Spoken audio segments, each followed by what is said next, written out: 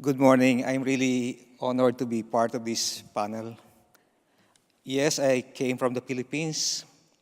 My country ranks the seventh most vulnerable to climate extreme weather events in the world.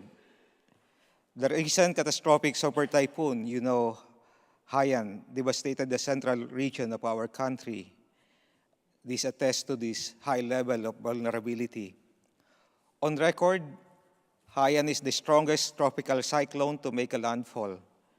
The damage from Haiyan is catastrophic, resulting to an estimated 8,000 casualties, affecting 16 million people in 10 provinces, with over 1.1 million homes damaged, about half of them completely destroyed. The total cost of destruction is estimated at around 700 million euros.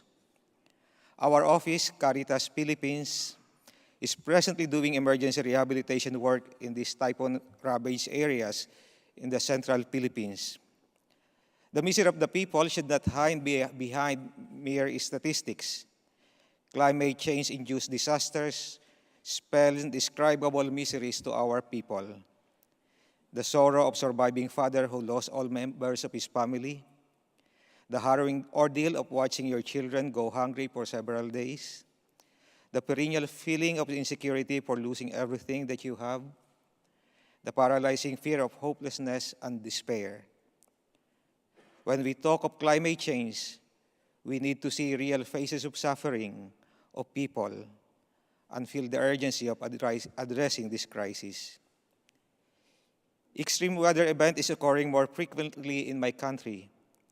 The Philippines, being an archipelago, is prone to climate-induced disasters brought about by sea level rise, storm surges, prolonged drought, flash floods, among others. As I speak to you now, Manila, the capital city of my country, and neighboring provinces are again submerged in water. 500,000 of people are affected by flooding due to another tropical storm that hit the country. Clearly, climate change and its ensuing extreme weather impact is hurting the most vulnerable countries like the Philippines. In terms of social groups, small farmers, fishers, indigenous peoples, women and children are identified as the most vulnerable sectors affected by climate change as it threatens both their lives and livelihood. The impacts of climate change to the poor are also experienced by other countries in Asia. The Catholic Church is alarmed of climate change as an unprecedented threat to humanity. That's how they term the climate change crisis. The Federation of Asian Bishops' Conference clearly decries how climate change is hurting the developing countries in Asia. For the Church, climate change is an urgent issue that is clearly related to our Christian responsibility to care for the earth and to care for the poor and the vulnerable in our midst.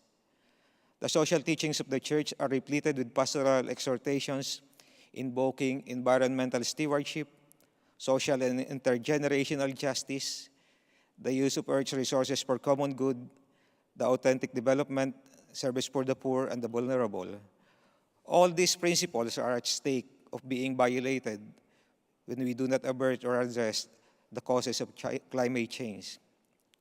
As early as 1998, the Catholic Bishops' Conference of the Philippines had already articulated the urgency for our faith to take on the ecological challenge. And I quote, and I think Thomas Berry is instrumental in drafting this document. This is from our Bishops' Conference. At this point in the history of our country, it is crucial that people motivated by religious faith, like us here, develop a deep appreciation for the fragility of our island's life system and take steps to defend the earth. It is a matter of life and death. Clearly, climate change is a moral issue that we in the Church cannot remain passive bystanders.